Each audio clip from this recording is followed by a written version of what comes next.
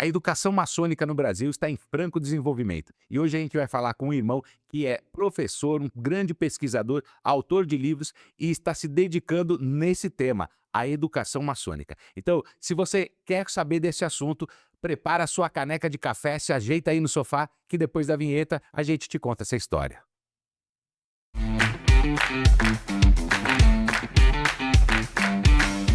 Salve, salve, salve, meus amados irmãos e amigos, sejam todos muito bem-vindos a mais um episódio do canal Café e Maçonaria. E hoje, com a ilustre presença do nosso convidado diretamente de Poços de Calda. Antes de apresentá-lo, falar um breve currículo aqui do nosso convidado. Maçom, escritor e pesquisador, dedicado ao estudo da filosofia, simbologia e história da maçonaria e com ênfase no rito moderno. Membro ativo e ex-venerável mestre da Loja Simbólica Acadêmica Templários da Serra de São Domingos II, número 373, do Oriente de Poços de Calda, Minas Gerais. Nos altos graus, é praticante do rito escocês antigo aceito, moderno e adorinamita, e também sênior Demolei, e atualmente exerce o cargo de Grande Mestre Estadual do Grande Conselho da Ordem Demolei de Minas Gerais. Como autor, é responsável pela série Estudos da Luz à Luz do Rito Moderno, além do livro História do Rito Moderno do Brasil, que eu li, tá sensacional, e outras publicações e palestras voltado ao pensamento maçônico contemporâneo. Na vida profana, atua como advogado, além de professor universitário. Seja muito bem-vindo, nosso amado irmão José Baeta. Muito obrigado, meus irmãos. Pode ter certeza que a satisfação de estar aqui é toda minha e vamos para um bate-papo bem legal. Vamos bater um papo super legal, que a gente está gostando muito de levar para os irmãos esse lance que aí que tá surgindo, né, da educação maçônica, uma pesquisa mais séria, né, mais baseada em documentação, historicidade e tal. E a gente sabe que o irmão está fazendo um trabalho muito importante a respeito disso aí. E o irmão está, inclusive, lançando um livro. Fala um pouquinho desse livro que tá, fechou agora, né? Sim, O Catarse, é Catarse, né? isso mesmo, isso mesmo. Primeiro, uma coisa curiosa, né? Que triste e ao mesmo tempo que bom que mais de 300 anos depois a educação maçônica agora está em franco crescimento, né? Na verdade, isso deveria já estar ocorrendo há muito tempo, né? Mas a gente tá aí, já finalizou, né? Já houve aí o financiamento total de uma nova obra nossa que vai falar sobre educação maçônica, né? Essa obra ela tá prevista para começar a ser disponibilizada agora no comecinho de dezembro, finalzinho de novembro. Nós pegamos alguns escritos, pegamos alguns comentários e até algumas traduções sobre a temática e vamos apresentar aí para os irmãos nesse livro, né? Um livro com uma linguagem muito fácil, muito tranquila e que visa mostrar um pouquinho mais sobre a educação maçônica e também trazer algumas questões práticas, né? Trazer aí alguns insights aí para os irmãos que eventualmente queiram incluir algumas coisas nas suas lojas. Eu tenho alguns irmãos que fizeram o financiamento e estão aguardando o livro, né? Eles estão esfregando a mãozinha assim, esperando. Mas para a gente acalmar eles, quando você acha que chega na mão deles esse livro? Ó, para eles ficarem tranquilos na mão deles, provavelmente primeira semana de dezembro, né? Porque assim, a gente tinha um planejamento via Catarse, né, de terminar o financiamento no final de novembro, aí eu envio para a gráfica para fazer revisão, diagramação e começar essa entrega no fim do ano, comecinho de 2026.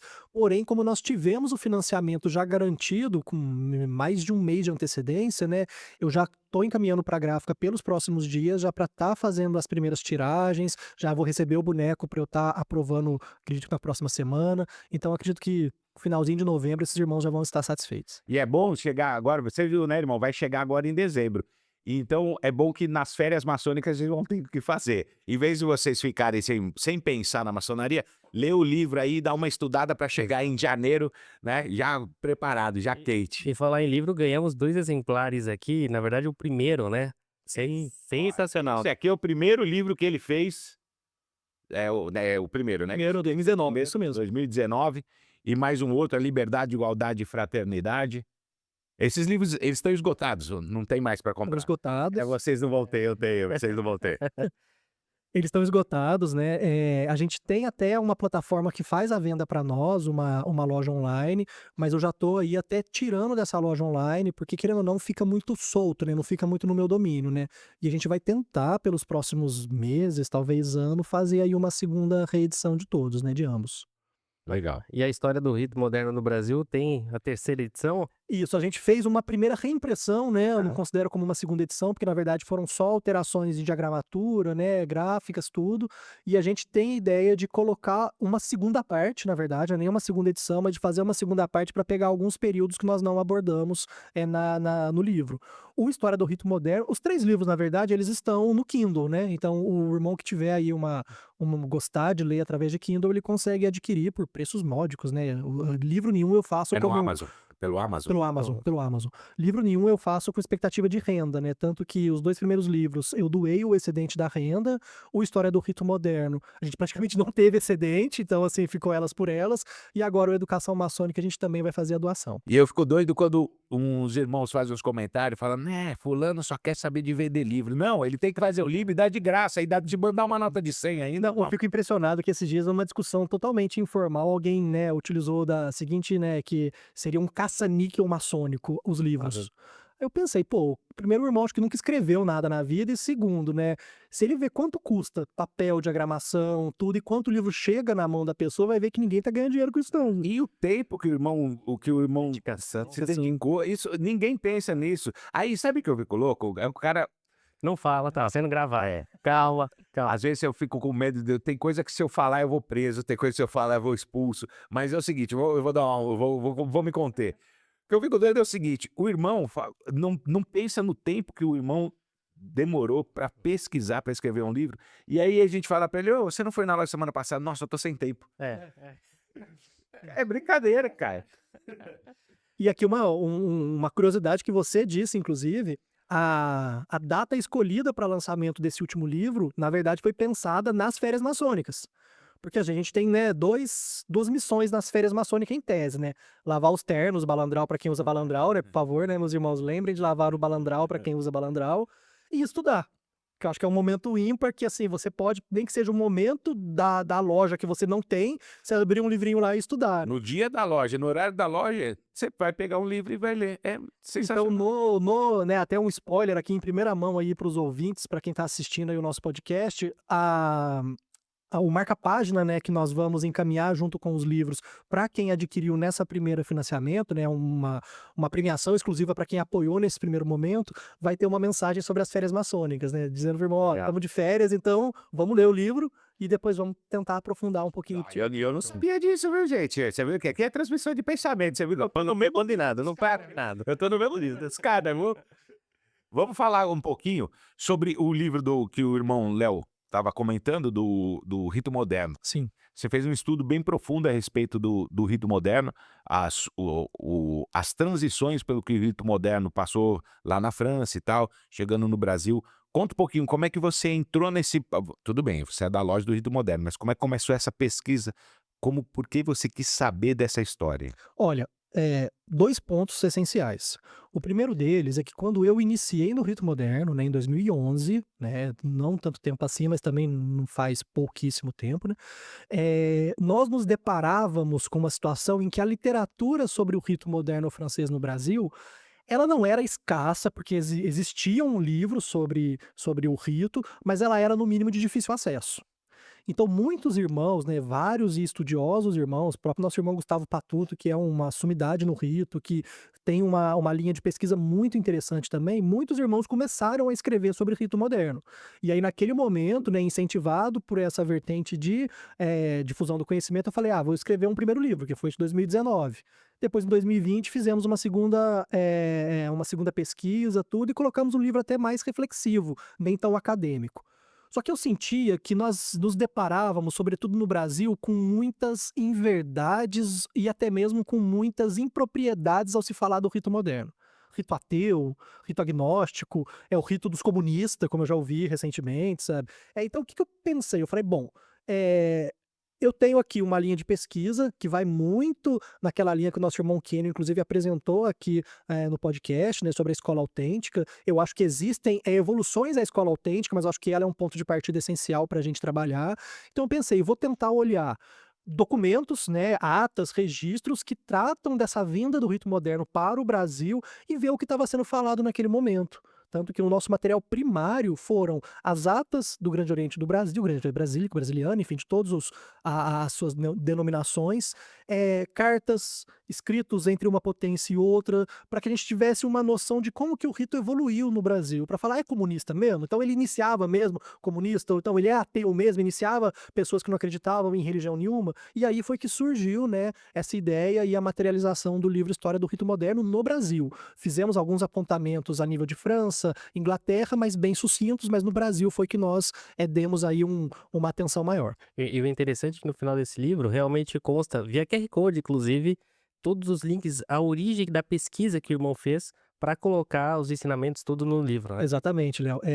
Na verdade, tudo aquilo que era possível ser disponibilizado, que era de domínio público, que não tinha nenhum tipo de direito legal sobre, eu fiz questão de disponibilizar. Por quê? Porque às vezes as pessoas tendem a falar algo sem ter o mínimo de embasamento. E aí você sempre diz, ó, beleza, em 1800 e bolinha aconteceu tal situação, tá? Mas aconteceu quando? Ó, tá nessa ata aqui registrado. É claro, e deixar uma observação aqui até para os irmãos, que a gente não pode ter aquele fetiche documental de achar que o documento por si só basta, né? Porque o documento é uma obra de um ser humano, então a gente tem que entender o que está por volta da elaboração daquele documento. Mas o documento é o ponto de partida, né? Então quando os irmãos falam de retirada de Bíblia, de inclusão de Bíblia, quando os irmãos falam, por exemplo, se o rito ele foi causa de irregularidade do Grande Oriente do Brasil ou não, a gente tem pelo menos algo que possa nos dar esse caminho, e aí através da reflexão a gente vai tirar nossas próprias conclusões. E não é rito de comunista não, senão todos os professores universitários estavam no rito moderno, não é todo... Brincadeira, gente, brincadeira, calma aí. É legal esse que você já fez uma introdução, porque nessa pesquisa você, seguindo a escola autêntica, você já está pensando aí na educação maçônica, né? E exatamente o que você falou, colocar os links para que o irmão possa buscar na fonte primária, que isso é o que a gente está precisando. Eu concordo com você, quando a gente é do rito adoniramita, a gente sofre a mesma coisa que você falou. Existem fontes, mas elas não são tão fáceis e às vezes elas não são, elas até são incongruentes entre elas. Sim. Então a gente precisa realmente ampliar um pouco mais a pesquisa, como o irmão falou, né? Pesquisar a maçonaria como um todo para entender por que um rito estava fazendo assim, outro rito estava fazendo de outro jeito. E esse é o grande lance que eu acho que é o momento da maçonaria. Com irmãos como você, como o Kenny, o Clóvis e muitos outros, esses irmãos estão introduzindo esse formato de um estudo sério a respeito da maçonaria. E isso a gente está fomentando bastante, porque eu acho que é a principal mudança que a gente precisa da maçonaria. E você está na Secretaria de Cultura, de Educação e Cultura lá na sua potência. O que você acha que dá para as potências fazerem para melhorar ou fomentar esse tipo de educação maçônica? Ó, eu vejo duas frentes principais. Primeiro, né, uma introdução, né? Vocês me desculpem que eu falo muito, mas isso é Não, pode característico. falar, aqui é podcast, pode falar. Característica de professor, de advogado, né? Então, é o seguinte: quando o maçom inicia, né, quando o neófito inicia, né, na maçonaria, eu vejo que ele se depara geralmente com duas situações, que são opostas, mas quase que sempre, invariavelmente, vai acontecer uma das duas. Ou ele vai receber tanto conteúdo, mas ele vai receber tanto conteúdo que ele não vai saber por onde ele começa, e aí ele vai ficar perdido, ou ele vai ficar tão livre para pesquisar sobre aquela pecha de que a maçonaria é de livre pensadores, então você pode pesquisar como, quando e onde você quiser. Que aí ele vai se deparar com Google, vai se deparar com autores que, né, meus advogados me orientaram a não dizer os nomes, mas assim, autores que não possuem aí uma carga de veracidade ou de pesquisa minimamente aceitável, e isso faz com que a pessoa ou fique perdida ou receba tanto conteúdo que ela não vai conseguir absorver esse conteúdo. O que eu defendo que as potências têm que fazer é atuar em duas frentes. Primeiro, a potência, ela não existe dissociada das lojas, e o contrário também é verdade, as lojas elas existem vinculadas a uma potência. Então tem que haver minimamente um direcionamento da potência sobre aquilo que ela entende que é uma instrução necessária para aqueles 3 graus daquele rito, né? Tem ritual que já tem lá no próprio manual, né, algumas instruções, tudo, mas eu acho que a potência tem que ir além. Ela tem que criar, que nem a gente tem o Unigong, o Unigob, ela tem que criar ferramentas para que o maçom, pelo menos, possa saber onde que ele acessa. Só que o segundo ponto que eu acho que a potência tem que incentivar muito, né, é valorizar e direcionar também conteúdos que não são conteúdos dela, mas são conteúdos que ela considera como de qualidade. Exemplo que nós fizemos no Grande Oriente de Minas Gerais, uma listagem de bibliografia recomendada para cada grau de acordo com cada rito. Ah, você vai direcionar? Não, você vai dar o norte, o instrumento, a bússola. Então o cara vai iniciar lá no rito adoniramita, ele vai saber, por exemplo, que ele deveria minimamente ler a coleção preciosa, que ele deveria minimamente entender, por exemplo, sobre a história do rito na França. O cara vai iniciar no rito moderno, tá lá autores brasileiros, autores estrangeiros com obras traduzidas que ele pode acessar, né? Então acho que dando primeiro esse direcionamento que é institucional, que é aquilo que a potência coloca, pontua, mas também dando alguns caminhos pro aprendiz, pro companheiro e pro mestre, eu acho que as lojas ficam mais tranquilas, né? As lojas geralmente elas têm uma certa preguiça, né, de trabalhar tempo de estudos, de trabalhar uma pesquisa mais aprofundada, né? Então a potência serve aí como base, como sustentáculo para isso. Então, mas e ainda, além da preguiça, eu acho que é não saber como direcionar mesmo, porque vamos pensar que se há 20 anos atrás ninguém está fazendo esse direcionamento, todos os mestres que estão comandando as lojas, eles não passaram por essa instrução. Eles não sabem como direcionar também, né? Sim, sim, na verdade é uma bola de neve, né, uma bola de neve. Então, assim, a gente tem que valorizar, para mim, a maçonaria ela se divide em dois pilares. Isso é uma percepção minha, tá? Eu sempre bato na tecla que maçonaria possui um conceito, né? O Kenio mesmo fala sobre muito isso. Maçonaria é uma escola de moralidade velada por alegorias e símbolos. Ponto. Mas a minha percepção de maçonaria, que não está na contramão desse conceito, né, institucional, é de que a maçonaria se fundamenta em cultura, e aí não é só cultura maçônica, é cultura em geral, e fraternidade barra o apoio social, né, aquilo que a gente tem, né, de entre irmãos e também fora dos nossos trabalhos. Que é exatamente a formação da sociabilidade, né? A É. sociabilidade rodeia exatamente isso. A cultura, né? Precisa, faz parte, né?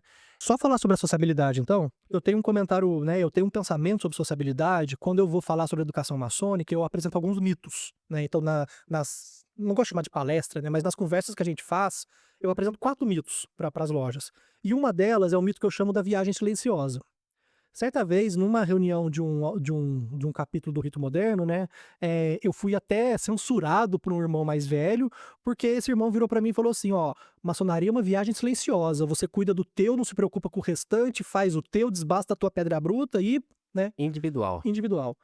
E aí eu fiquei pensando aquilo e eu comecei a fazer algumas reflexões sobre. Então eu trago, né, esse mito de que a maçonaria ela não é uma viagem silenciosa. A maçonaria ela até pode ser uma viagem íntima de evolução do próprio eu, né? Eu não vou querer desbastar a pedra bruta tua, de ninguém. Eu vou desbastar a minha pedra bruta. Mas maçonaria se faz em conjunto, porque ela é uma ação conjunta. Então a sociabilidade em maçonaria ela é algo indissociável. Não tem como eu fazer a minha viagem desconsiderando os irmãos que estão do meu lado. Então, em resumo do que eu digo desse mito, é que a maçonaria até pode ser uma viagem silenciosa, mas a gente faz acompanhado. A gente faz acompanhado de pessoas que a gente gosta, que a gente não gosta, pessoas que pensam igual, que pensam diferente, pessoas que possuem gostos, que possuem desgostos. Então a gente tem que lembrar sempre disso, sempre que a gente for falar de maçonaria. E a respeito da educação, da cultura maçônica, educação maçônica, a gente está começando a enfrentar um outro problema que não havia sido enfrentado antes. E você, melhor que ninguém, vai saber falar sobre isso porque você é Demolei e você cuida né, dos capítulos Demolei e tal. A gente está recebendo agora na maçonaria a geração X.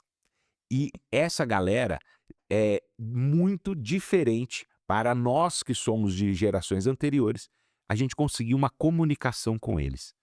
O que a gente pode fazer para trazer essa galera? Porque eles estão entrando agora, né? A geração X está agora, o início da geração X é quem está com 30. Sim. Então quem está com 30 para baixo e está entrando na maçonaria da geração X.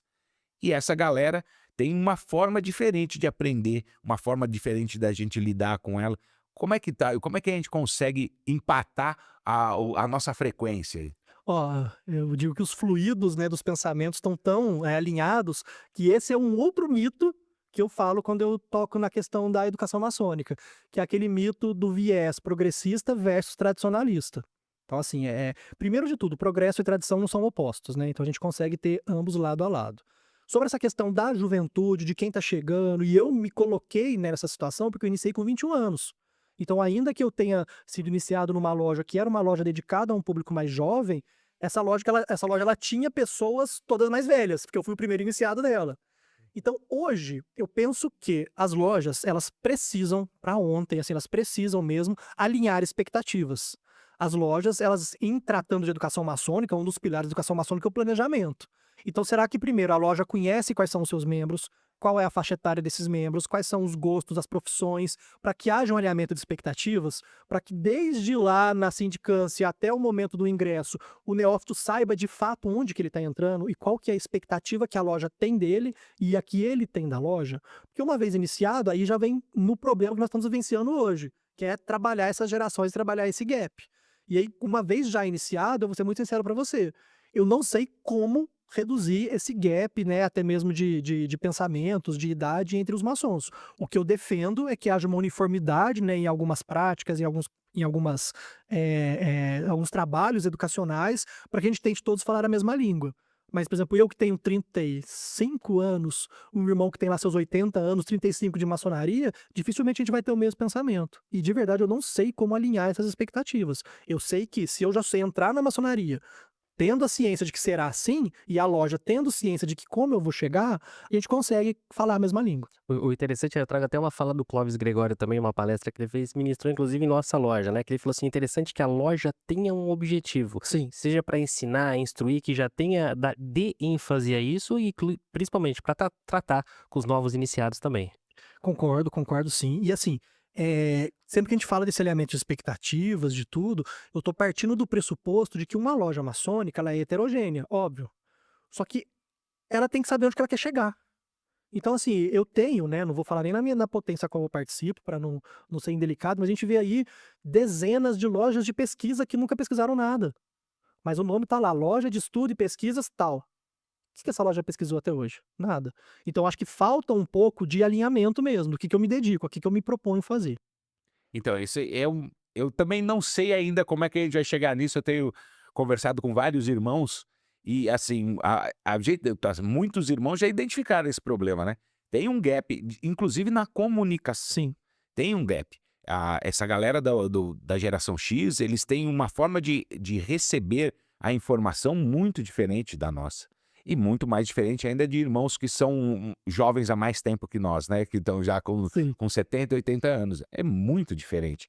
E tem realmente alguma. A gente precisa, alguém, a gente não, né? Que eu não sei fazer, mas alguém vai ter que chegar né, nesse modelo para a gente conseguir nos comunicar melhor com esses irmãos. Mas eu acho que uma forma muito boa é o ingresso desses jovens na Ordem de Molay antes da maçonaria. Com certeza, com certeza. Assim, a Ordem de Molay, para mim, é uma escola muito, né, importantíssima, e eu acho que ela prepara as bases também para aquilo que o maçom vai se deparar.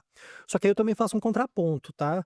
Muitos irmãos de Molays, quando iniciam na maçonaria, tomam um choque que eu tomei, eu tenho certeza que muitos tomaram, de que a maçonaria ela tem um tempo, uma celeridade um pouco diferente da Ordem de Molay. E aí aquele maçom, aquele irmão, ele acaba meio que se desestimulando a permanecer, porque ele entende que não era o que ele esperava. Novamente, ele tem que alinhar as expectativas dele.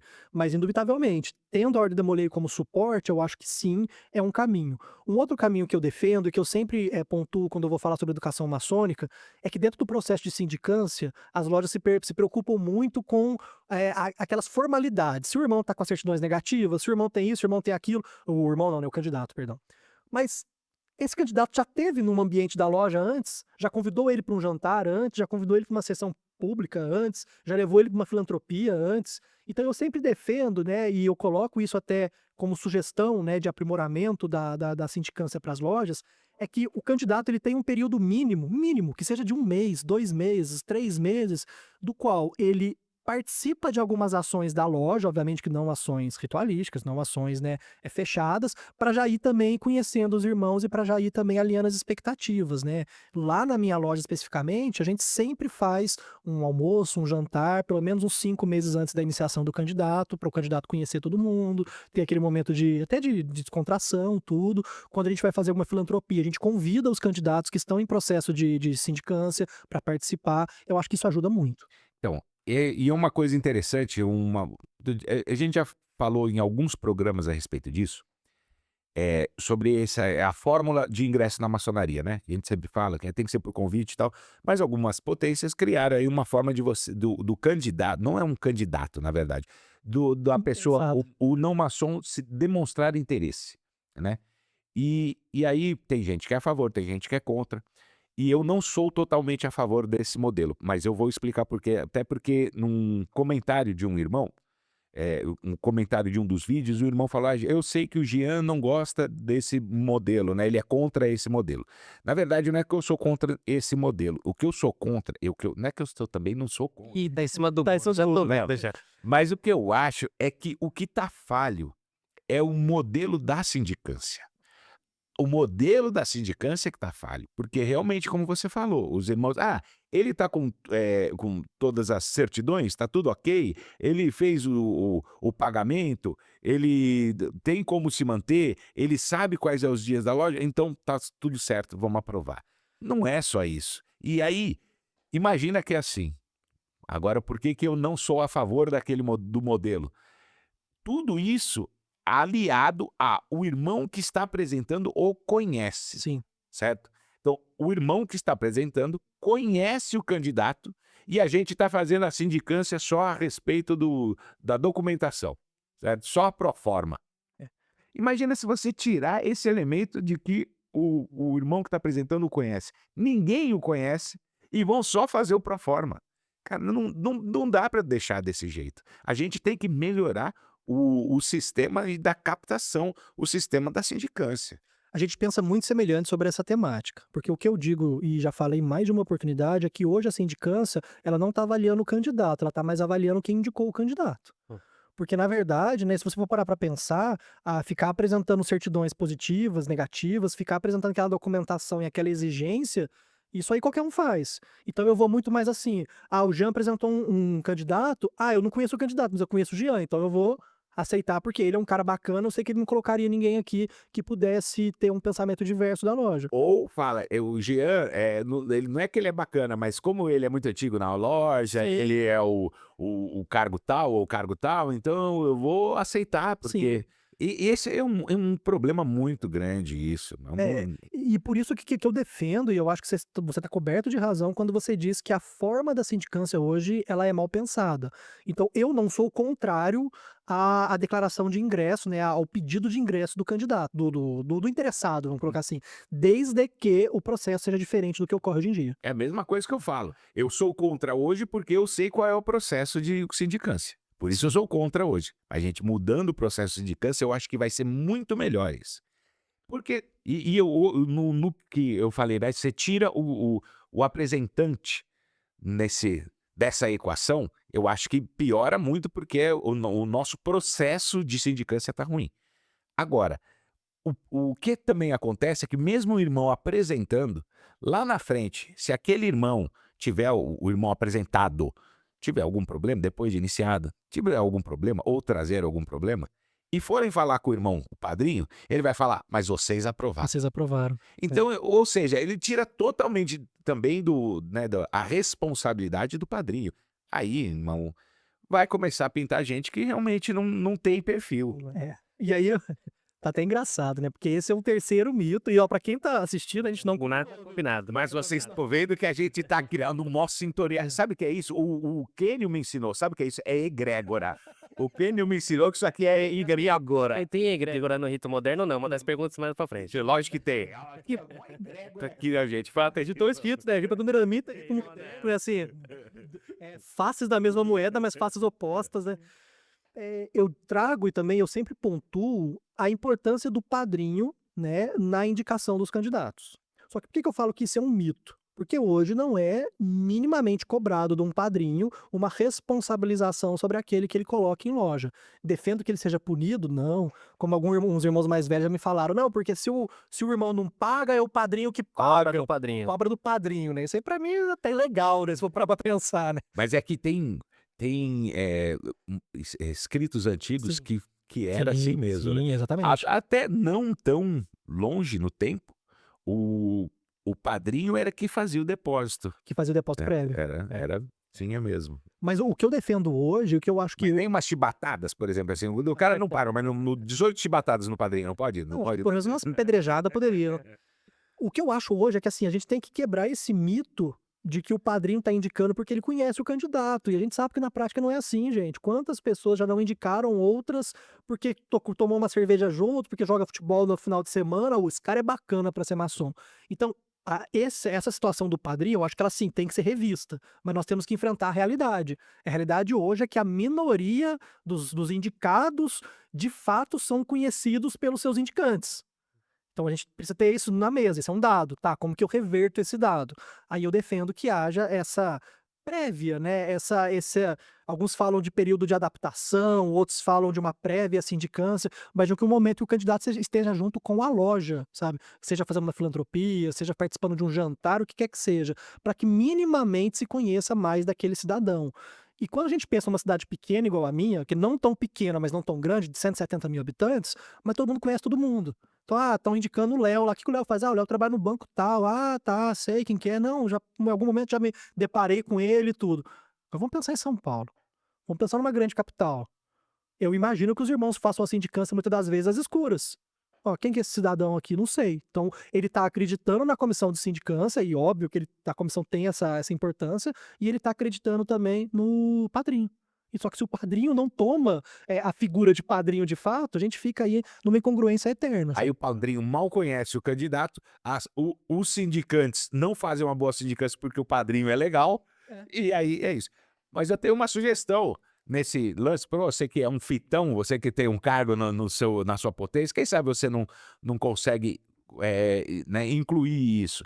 Eu acho que a sindicância não deveria ser feita por irmãos da loja. Se você falou de São Paulo, vamos dizer que o candidato trabalha num banco. Um banco X, trabalha no banco X. Cara, com certeza no banco X tem outros maçons. Por que a gente não fala, então, esses irmãos que estão lá no banco X é que vão fazer a sindicância dele? Mas em tese, com muitas aspas, já deveria ser assim. Já deveria. Porque quando o candidato coloca lá referências profissionais e referências pessoais maçônicas, em tese aquela comissão deveria se valer, né, da opinião de outros maçons, de outras pessoas que conhecem esse círculo. Mas mesmo assim, a sindicância seria feita por irmãos da loja. Sim. A minha sugestão é que não fosse. O irmão que está fazendo a sindicância, ele nem sabe qual é a loja que aquele candidato está sendo indicado. Seria Na verdade, fala a verdade, você queria que a potência fizesse a sindicância não ser da loja. Não quero que a potência faça nada, pelo amor de Deus. O que eu acho é o seguinte, tinha que ter, assim, construindo esse método, tinha que ter uma listagem, você se oferece como sindicante. Aí a potência tem uma listagem. Quando a loja falar, ó, vou iniciar o processo de sindicância desse candidato, a potência, a única coisa que ela vai fazer é jogar aquela sindicância para um dos irmãos que está naquela lista, porque tem que ser uma coisa que o irmão quer fazer, porque se for obrigatório vai ser ruim. Então eu me coloquei lá num banco de sindicantes, e aí vai vir uma sindicância, o nome tal, o endereço e tal, não sei o quê. Só que eu não sei, eu vou fazer a sindicância, eu não sei quem é a loja. O padrinho, a gente vai acabar sabendo quem é, porque o entrevistado vai falar. Vai falar. Mas muitas vezes eu não conheço o padrinho também. É que essa sua ideia, Jean, eu acho que ela caminha muito naquele pensamento, que é um pensamento que a gente ainda está muito longe de executar, mas que é o pensamento de suprapotência, né? Hoje a gente é muito linkado e muito voltado para a noção da minha potência, da minha organização, mas já existem alguns irmãos, alguns estudiosos que caminham aí numa linha de que haja mesmo uma suprapotência. Suprapotência é um para mandar em todas as outras? Não. É uma união entre essas potências de forma que algumas atividades, de que algumas ações possam ser realizadas de forma tão orgânica, que não me interessa se eu sou de A, B ou C. Interessa apenas que aquilo vai ser executado dentro, por exemplo, dessa listagem que você pontuou. Eu sou totalmente favorável, mas eu ainda acho que a gente está muito longe de conseguir algo. Não, mas eu entendi o lance da suprapotência, mas acredito que dentro das potências isso não seria difícil de fazer. Porque, olha, você vê, vou falar do Grande Oriente do Brasil, do Grande Oriente do Brasil de São Paulo. Se você entrar no site, tem lá o banco de palestrantes. Seria mais ou menos a mesma coisa. Você vai fazer um banco de sindicantes, Sim, sim. entendeu? Não seria tão difícil, né? Eu tô imaginando o Ruberval aqui, Minete, grão-mestre de São Paulo, falando, Fofo, vem aqui, faça, então, vem cá e faça. Fofo, mas eu tô com esse problema aí, Fofo. Bonitão. Ele fala bonitão. E vamos falar sobre o rito moderno? Vamos, lógico. Claro, começar o rito moderno, né? Afinal, como surgiu o moderno? Porque o nome muitos irmãos até confundem essa questão. É o mais antigo, não é mais antigo? É.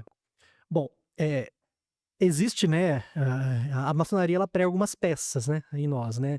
Então uma delas é que o rito moderno não é o rito mais moderno dos ritos maçônicos praticados, né. Então assim, se a gente for pensar a nível global, e aí eu até divirjo um pouco, por exemplo, do Gustavo Patuto quando ele fala da origem do rito moderno, tá. O que é inconteste é que as práticas lá da grande loja dos modernos, né, então a gente tá falando lá de 1717, né, alguns estudiosos vão até falar que não é 17, né, que você vai chegar lá por volta de 21, 23, mas enfim. Século XVIII, na Inglaterra, quando é criada, né, essa modelo de maçonaria obedencial, eu não gosto de maçonaria especulativa, tá? Já vou deixar bem claro que eu não gosto desse termo, mas quando a gente usa o termo, quando a gente nasce com essa maçonaria obedencial e que ela começa aquelas práticas ainda introdutórias, né? E logo em seguida vem a divulgação de Pritchard, né, que o primeiro Wikileaks maçônico aí coloca à amostra várias práticas, fazendo com que aquela grande loja mude significativamente, né, o seu modo de trabalho, o seu modo de agir, que vai causar inclusive problemas. O irmão que estava lá na Escócia e vai na Inglaterra, ele bate lá na porta e parece que a palavra não é a mesma palavra que ele estava acostumado, né? Então toda essa situação daquilo que se constitui como a grande loja dos modernos, quando vai para a França, quando começa a ser praticado na França, tem o início da gênese, né, vamos colocar assim, né, sendo redundante, do que seria o rito moderno, né. A nomenclatura mesmo de rito moderno ela vai aparecer tardiamente, assim como a própria nomenclatura de rito francês, porque na França utilizava-se maçonaria, praticava-se maçonaria, mas essa origem, essa gênese advém das práticas da grande loja dos modernos, que atravessando o Canal da Mancha, chegando na França, uma vez que é plenamente modificada, ganha corpo e aí, posteriormente, vem a ser chamado de rito francês ou rito moderno. A minha divergência com o Patuto, só para esclarecer, é porque ele gosta de utilizar o termo de que o rito moderno é o rito de fundação da maçonaria especulativa barra obedencial. Eu não concordo porque eu acho que a gente está muito longe de práticas para se falar em maçonaria como rito de fundação. O que eu concordo, eu acho que é inconteste, é que aquelas práticas, quando atravessam lá e vão para a França, elas começam a se introduzir naquilo que a gente vai conhecer como rito moderno hoje. O rito moderno ele vai ser chamado de rito moderno lá na frente. Mas a gente sempre se refere à maçonaria dos modernos, Sim, né? Essa é o exatamente. grande lance. E mesmo porque a maçonaria dos modernos, de um lado ou do outro do Canal da Mancha, ele é totalmente, se desenvolve totalmente diferente. Totalmente diferente. Você chega lá em 1870, a maçonaria dos modernos na Inglaterra é absolutamente diferente da Totalmente maçonaria. diferente. E os dois são os modernos. Claro, tanto que quando a gente fala daquela celeuma dos modernos com os antigos, quando ocorre essa junção, né, pensando em prática ritualística, os antigos ganham. Porque assim, aqui na Inglaterra, quando tem essa junção, as principais práticas ritualísticas que permanecem são as práticas dos antigos.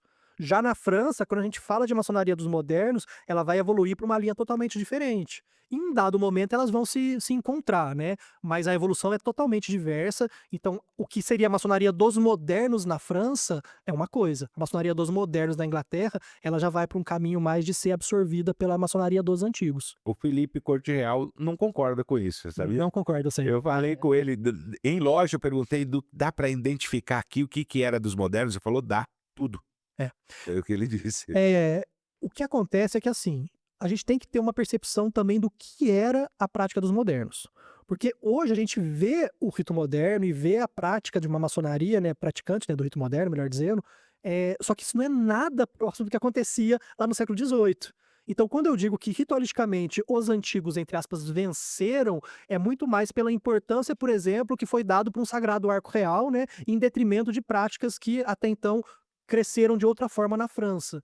Mas os modernos, eles faziam, sim, né, e o Patuto vai arrancar o restante dos cabelos que ele tem quando ele ouviu falando isso, mas tinha as questões religiosas, tinha as exaltações religiosas, tinha Bíblia, né? A diferença é que eles diminuíram alguns conteúdos religiosos, mas em momento nenhum a maçonaria dos modernos na Inglaterra deixou de ser a maçonaria inglesa. que é uma maçonaria tradicionalmente, né, cristã, né, tradicionalmente tradicionalista e tradicionalmente voltada mesmo para essa valorização da religiosidade. E a filosofia, então, dos modernos lá, do antigo, para o rito moderno hoje, é semelhante? A gênese, vamos pensar assim, o ponto central, né? Por que, que a loja dos modernos, né? Por que, que elas, em dado momento, ela se divide tanto nas práticas? Porque ela começa a iniciar pessoas que até então não eram iniciadas ordinariamente nas lojas tradicionais, e porque ela faz uma diminuição do conteúdo religioso, muito de uma forma ainda preliminar, ainda inicial, mas tentando separar Estado, política e, né, associações barra maçonaria. Então, digamos que esse é um ponto, né, um núcleo duro da prática lá dos modernos, que vai perpetuar, que é essa tentativa de separação do que é Estado, do que é religião, do que é maçonaria, tentando deixar a maçonaria mais próxima possível do que é de fato uma associação. Só que a história ela é, digamos que no mínimo, no mínimo, no mínimo, é complexa. Porque se a gente vai com uma vertente dessa e olha para a maçonaria na França, e a gente pega que o rito moderno, por exemplo, ele foi utilizado, o rito moderno é a prática da maçonaria, ele foi utilizado como exemplo do que era a religião civil para Rousseau, você vê que na verdade a gente volta a falar de religião. Então a gente volta a tratar a maçonaria como religião, o que não é, de fato. Mas não dá para dizer que, por exemplo, que a reforma de Amiable, que é uma reforma que já traz um conteúdo muito mais positivista e muito menos religioso, dizer que ela não reflete o que refletia os modernos, porque ela reflete sim. A gente tem muito daquilo que é o núcleo duro da maçonaria. E agora voltando um pouquinho, nós vamos chegar lá no Amiable, mas voltando um pouquinho, como é que é essa maçonaria pinga aqui no Brasil? Essa maçonaria que a gente hoje identifica como rito moderno. Hoje, né, os principais, né, documentos, os principais, né, escritos em maçonaria, eles deixam de uma forma muito tranquila, né, e isso eu falo porque eu pesquisei sobre, de que na verdade o rito moderno não é o primeiro rito praticado no Brasil, de fato é o rito adoniramita, né. As lojas francesas que aportam, né, no primeiro momento no Brasil, elas praticavam muito daquilo que era conhecido como rito adoniramita fora do Brasil. Só que a gente tem que lembrar 2 pontos. Primeiro, a noção de rito ritual é bem diferente do que nós temos hoje em dia. Então, o próprio regulador do maçom, que é utilizado como leitura primária da maçonaria dos modernos, da maçonaria do rito moderno, ele também é utilizado em maior ou menor escala pelo rito escocês quando tem a junção lá com o Heredon. E também o próprio Tadoniramita vai utilizar de parte desse Se conteúdo. você pegar o regulador do maçom de 1780 e a compilação preciosa, Preciosa. é o mesmo, Sim. é o mesmo. O grau 1, 2 e 3 é o mesmo, vai mudar muito pouca coisa. Então, pensando, por exemplo, pensando lá em loja União, né, no Brasil, pensando assim nessa gênese da maçonaria brasileira, praticava-se maçonaria, né? Posteriormente, né, quando ocorre a fundação do Grande Oriente, que vai se tornar o nosso Grande Oriente do Brasil hoje em dia, né, as atas nos mostram que eles trabalhavam no que seria o nosso rito moderno ou francês. E aí vem alguns escritores que falam, não, mas eles tinham nomes históricos. Nomes históricos eram uma característica da maçonaria em geral, não especificamente do rito adoniramita, da maçonaria francesa latina, né, no caso, né. Um dos pontos centrais que a gente consegue discutir se refere aos altos graus, porque lá quando há aquelas atas do livro de ouro do Grande Oriente do Brasil, aquelas primeiras atas da criação, né, do Grande Oriente, percebe-se menções a graus dos altos graus, que há uma diferenciação do moderno para o doniramita, que nos leva a crer que eles estavam trabalhando no rito moderno. Então o rito moderno ele vem para o Brasil quase que junto com a maçonaria, é indissociável, você não consegue separar o rito moderno da maçonaria brasileira. Mas eu acho que a gente tem que parar um pouco esse clubismo que alguns irmãos ficam de, o meu rito é mais antigo que o seu, sabe? Não. Eu também acho bobagem. E mesmo porque eu sempre falo isso, se você voltasse no tempo, caísse dentro de uma dessas lojas, uma loja trabalhando no grau de aprendiz, você não vai saber se eles Vai estão saber. trabalhando qual é o rito. Porque eles só vão se diferenciar nos Sim. altos graus. Como eu falei, né? O grau 1, 2 e 3, o regulador e a compilação são Sim, iguais. exatamente. E aí, pelas atas, quando se falavam, então, do grau do 7, que aí verifica se estaria praticando o rito moderno. Maçonaria do 7, que é uma característica também do rito moderno específica, né? Naquele momento falava-se do rito adoniramita como maçonaria dos 13, né? Então, na verdade, você tem essa diferenciação. Você tem uma diferenciação do grau 4, né? De mestre secreto para mestre perfeito, né? Que há essa diferenciação básica entre rito adoniramita e rito moderno que você consegue diferenciar, né? Consegue perceber o que é uma prática e o que é outra. E o pessoal acha estranho, porque os irmãos, os veneráveis, até o Dom Pedro, quando ele assina lá, ele assina Cavaleiro Rosa Cruz. E aí ele fala, ó, tá vendo? Era do Adoniramita. Porque o último do Adoniramita era o Cavaleiro Rosa Cruz. Não, mas o do moderno também era o Cavaleiro Rosa Cruz. Hoje tá diferente. Hoje os modernos têm 9, o Adoniramita tem 33. Mas na época, um tinha 7, outro 13, 12, eu acho. Mais um, né? É 12. 12, né? Eu também acho que é 12. Mas ele tinha 12 e só que o topo, o 7 e o 12, eles chamavam Cavaleiro Rosa Cruz. Então não dá para você também, com essa nomenclatura, saber qual era a prática. A gente sabe pelas atas, realmente. Exatamente. E também não tem como você separar, porque assim, pensando do ponto de vista institucional, naquele momento era uma coisa só. Então, quando a gente pega as atas, as primeiras atas lá do Grande Oriente, por exemplo, você percebe que quando nós já tínhamos as 3 lojas primárias, as 3 primeiras lojas no Rio de Janeiro, por exemplo, do Grande Oriente, você vê que às vezes elas se reuniam conjuntamente. Por quê? Porque podia não ter todos os irmãos suficientes para abrir em loja, ou porque era um momento que precisava se discutir algo que era de interesse institucional. A grande loja, uma sessão da grande loja, na verdade, é quando as 3 lojas se juntavam para fazer uma sessão junto. E essa é uma questão que alguns irmãos não percebem, isso nos primórdios, tá? Hoje em dia a gente já tem uma estrutura totalmente diferente. Que você pega lá as primeiras constituições do Grande Oriente, né? Falava lá da grande loja.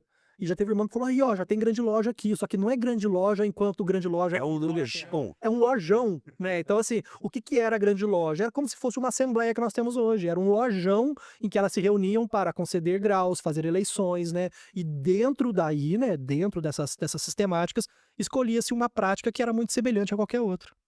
E aí, vamos lá, vamos dar um pulinho lá para frente. Lá na França está tendo a reforma de Amiable. Aqui no Brasil, o rito moderno, ele está cristalizado, funcionando. O Grande Oriente do Brasil é uma potência reconhecida, independente, não depende da França nem nada. E lá na França fizeram uma reforma, a reforma de Amiable. Por que você acha que os maçons brasileiros que praticavam esse rito, o rito francês e tal, por que eles adotam essas alterações de Amiable se eles não eram obrigados? Veja bem, eles não estão sob as ordens do Grande Oriente da França ou qualquer coisa assim. O Grande Oriente do Brasil é totalmente independente. As lojas que estão praticando o rito moderno aqui, elas não obrigatoriamente teriam que seguir aquelas reformas. Por que eles seguem? Olha, tem alguns pontos, mas até refletindo antes da nossa conversa, eu já chego a algumas conclusões que são importantes de serem postas. A maçonaria brasileira ela é fortemente influenciada pela maçonaria francesa. Isso é um fato, a gente sabe que boa parte da influência nossa da gênese da maçonaria brasileira advém da maçonaria francesa, né? O que nós chamamos de positivismo francês, que é algo que vai lá ser utilizado por Amiable, eu acho que até de uma forma um pouco deturpada, mas que a Amiable vai usar para fundamentar parte dos seus estudos e das suas modificações ritualísticas, é algo que no Brasil era muito estudado em academia, sobretudo, né, nos grandes centros, né? O Brasil ele passa por um momento de valorização do positivismo francês, né? Principalmente finzinho do século XVIII, século XIX também, mas mais no século XVIII, né? Em que a gente vai falar e vai trazer alguns comentários, trazer algumas experiências, né, de fora, sobretudo da França, para a nossa sociedade e invariavelmente também para a maçonaria. Só que eu relembro, né, e eu destaco que o rito moderno, apesar dele estar nesse momento em franca ascensão, ele já começava a ser incomodado, né, pelo rito escocês antigo e aceito, que é o rito que vai ter aquele boom, ter aquele crescimento exponencial no Brasil em detrimento das demais práticas. Então, uma das situações que eu vislumbro como sendo indicativos para a adoção da reforma de Amiable foi uma tentativa de se afastar totalmente do que era o cerne desse rito escocês que crescia no Brasil, para trazer para uma maçonaria, entre aspas, diferente, quase que buscando um nicho diferente, já vislumbrando que a quantidade de membros estava diminuindo, a quantidade de lojas do rito moderno estava diminuindo cada vez mais, em detrimento do rito escocês que só aumentava. Entendi. Então era tipo uma segunda opção. Era a segunda via que eles estavam oferecendo para a maçonaria, para os maçons. Mas também você acredita que pode ter alguma influência com a questão religiosa que teve no Brasil, aquela discussão entre igreja católica e maçonaria? Sim, Amiable, né, e quem sou eu para criticá-lo, mas Amiable ele é um pouco contraditório, porque à medida que ele preconiza uma reforma, entre aspas, laica, ele era, né, pastor, ele era religioso, né, inclusive, e ele acreditava piamente na maçonaria como religião civil. Então, assim, ele traz uma vertente de laicismo, mas ele pontua sempre a maçonaria como uma religião civil, né? E no Brasil, a gente tem, né, por dados históricos, né, por conclusões históricas aí, de que a sociedade brasileira vivia muito disso. Então, uma tentativa de afastar da Igreja Católica e de criar um núcleo maçônico que era um núcleo independente do que a maçonaria vinha vivendo com a Igreja, até com a sua influência, perseguição, etc. Então, eu acredito sim que tem essa importância no trato com a Igreja Católica. Mas se a gente analisar a fundo mesmo, nem mesmo o positivismo francês estava dizendo isso, né? Na verdade, foi uma interpretação que alguns irmãos, eu prefiro não entrar nesse mérito, mas alguns irmãos falam que foi até uma hermenêutica torta o que a Amiable fez para apresentar a sua reforma.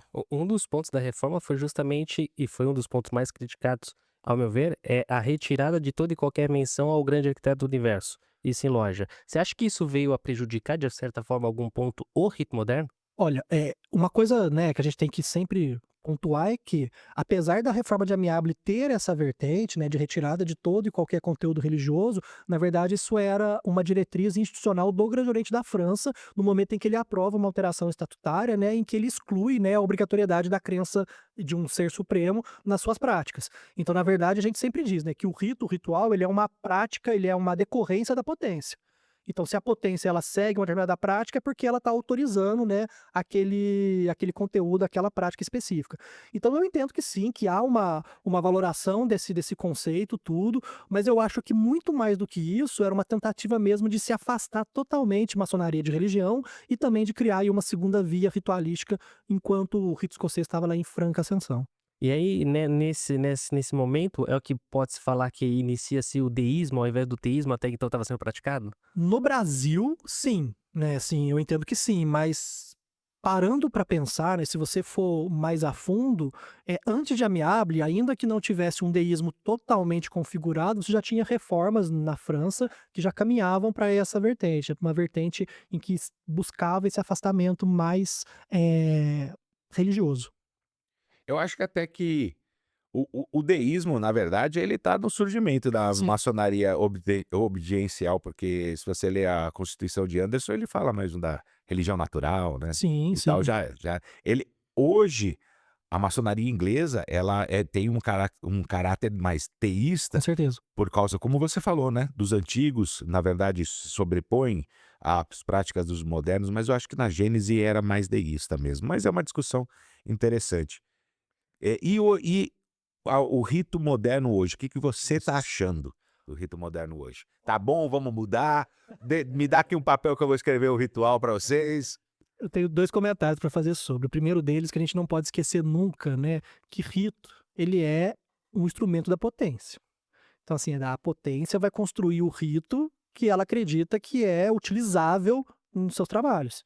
Então, assim, a gente tem que sempre olhar para um prisma de que às vezes não é o rito em si, mas é o que a potência acredita e o que a potência coloca para isso. Tanto que no Brasil nós temos uma verdadeira jabuticaba de práticas ritualísticas, né? A gente não consegue ter uma prática ritualística uniforme e nunca vai ter. E acho que essa não A é. maçonaria brasileira é sui generis. Sim, para não falar outra coisa, né, velho?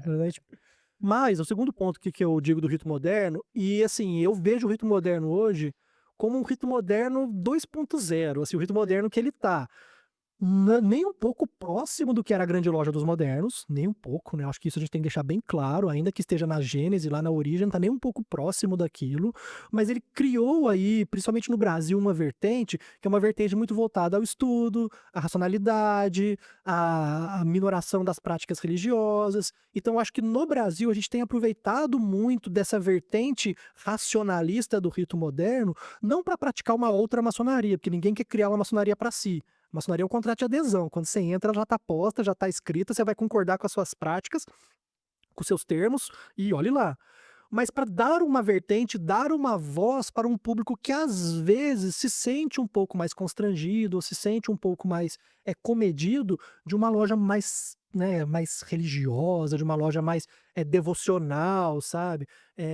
Então eu acho que no Brasil o rito moderno hoje ele atinge uma finalidade plena, que é de trazer para suas lojas, trazer para o seu seio irmãos que às vezes, e assim, eu digo isso porque eu também sou praticante do Redondo né? Mas às vezes o irmão que lá no Redondo ia ficar meio deslocado, sabe? Então acho que o rito moderno está muito bom nesse sentido. O que eu defendo apenas do rito moderno é uma necessidade de atualização, principalmente das práticas dos altos graus. Eu acho que todos os Supremos Conselhos que eu já tive conhecimento, né, eu sou vinculado a um específico, né, mas todos os Supremos Conselhos já tive a oportunidade de ler um ritual, de ler aí algum conteúdo, eu vejo que a gente está precisando dar uma revisada urgente nessas práticas por situações que às vezes até traduções equivocadas, interpretações equivocadas que hoje não se sustentam mais, né, para que a gente tenha aí uma prática ritualística mais não pura, porque eu não defendo isso, isso é ilusório, mas mais centrada, mais focada. E até aproveitando, falando justamente nessa sua frase de questão de ser do puro e dos altos graus. Lá atrás nós já vimos uma discussão, de irmãos inclusive, sobre o quê? Olha, o rito moderno por ser nos altos graus até o grau 9, enquanto o rito escocês antigo aceito era o 33, enfim, havia uma desistência, não havia um interesse tão grande quanto. Ou até outros que falavam essa questão do purismo, né? Olha, o escocês é o ritual dos altos graus puro, enquanto o moderno não. Você vê que isso afetou e você enxerga que ainda hoje existem maçons com esse pensamento? Olha, afetou, é indubitável, afetou. Afetou, a gente tem cartas, a gente tem correspondências trocadas entre lojas dissidentes uma das outras, que falavam, eu sou 33, você é 7, nem 9 nós falávamos ainda. Então, tipo assim, 33 é mais que 7. Muito mais. É muito mais, né? Então, assim, eu sou mais que você. Claro que não com essas palavras, né? Mas a gente tem sim documentos que mostram isso, que isso foi utilizado, inclusive, como matéria de captação de irmãos naquela época pelo rito escocês. Ó, lá a gente vai até o 33, então o que é maior, né? Então isso existiu, né? O Clovis, ele fala uma frase que eu concordo muito, que ele diz que o rito escocês canibalizou as demais práticas no Brasil. E eu acho que isso é um fato, tá? Não é crítica, demérito nenhum, mas estratégia. Ele precisava, né, entrar no Brasil, precisava crescer e utilizou essa estratégia, concordemos ou não concordemos. Hoje em dia, eu não vejo mais essa dificuldade de interpretação dos irmãos. Claro que a grande média vai olhar lá e ver meu currículo. Ah, grau 33 escocês, grau 9 do moderno. Ah, 9, tá começando no moderno. Não, já terminei também, sabe? Tipo assim. Então é um pouco de falta de desconhecimento, mas eu não acho que isso impacte muito. O que eu acho que impacta muito é que, sobretudo, os rituais dos altos graus do rito moderno, eles sofreram muitas alterações para tentar se equiparar ao rito escocês. Então, se a gente pega lá o que seria a gênese lá dos 81 graus, lá da comissão da França, do Grande Oriente da França, as nossas práticas hoje em dia, elas estão tanto quanto diversas daquilo, distanciadas, melhor dizendo.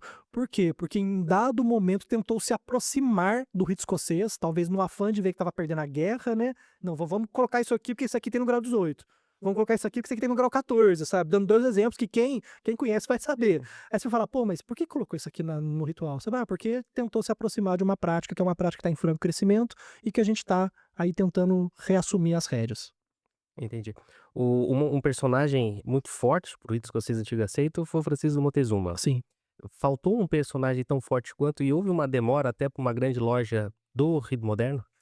Na verdade, assim, o rito moderno, querendo ou não, né, quando o Francisco Montezuma, por exemplo, ele se apresenta, né, e ele utiliza-se, né, até da função que ele ocupava para que o rito escocês crescesse, o rito escocês aumentasse, né, o número de praticantes, o rito moderno, em detrimento, ele não tinha uma figura central ou algumas figuras centrais que pudessem aí estar sendo esse fio condutor.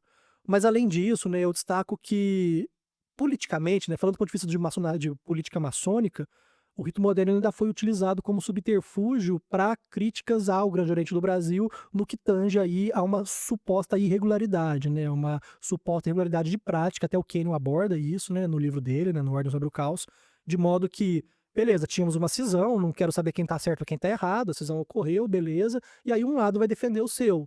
E nessa de defesa de um lado, né, o rito moderno ele foi muito utilizado como, ó, essa potência aqui, o Grande Oriente do Brasil, ele é irregular porque ele pratica um rito aí que é um rito ateu, né?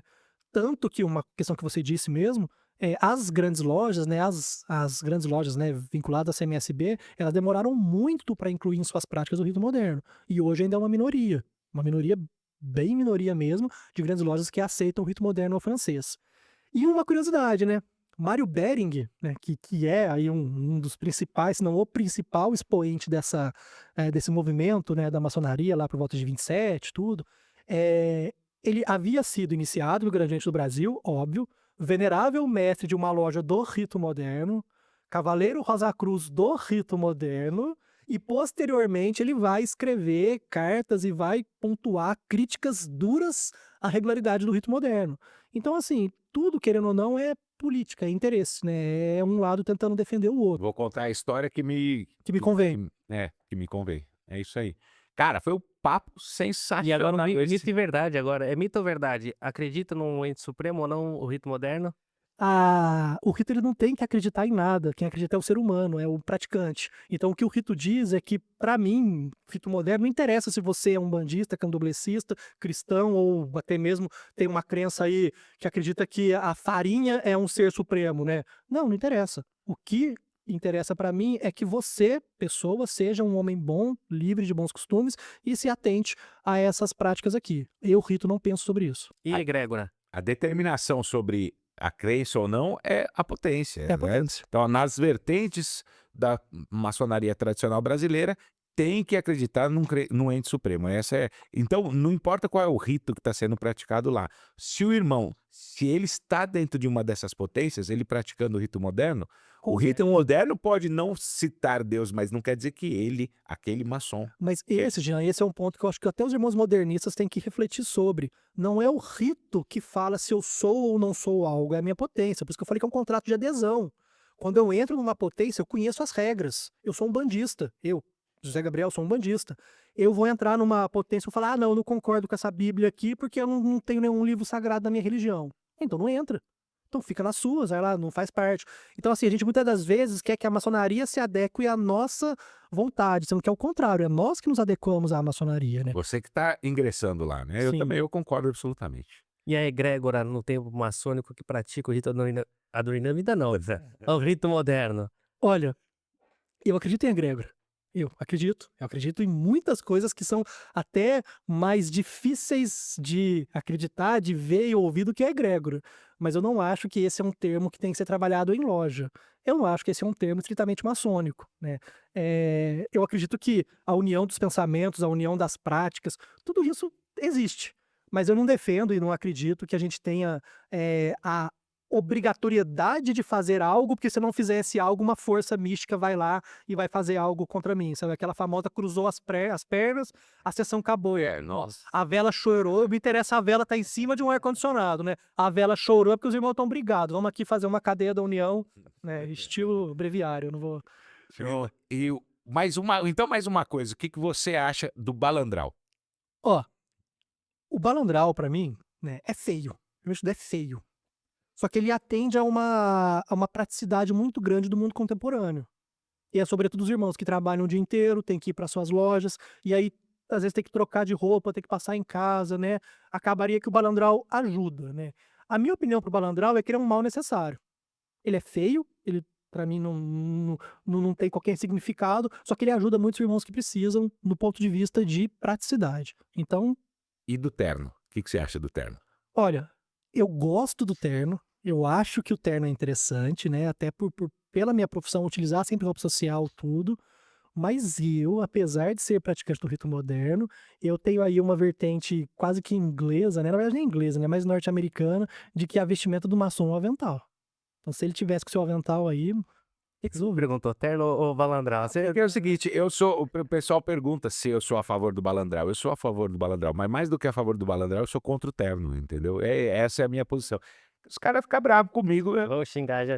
Eu uso terno porque por obrigação, não é? Mas Eu acho que é o balandral lavado, viu? Não, E outra coisa, vocês, galera, pensa, pelo amor, essa balandral é veste talar, tem uma explicação. Ele vai até a canela e é fechado, porque os caras agora estão andando com ele aberto, assim, entendeu? Não é assim.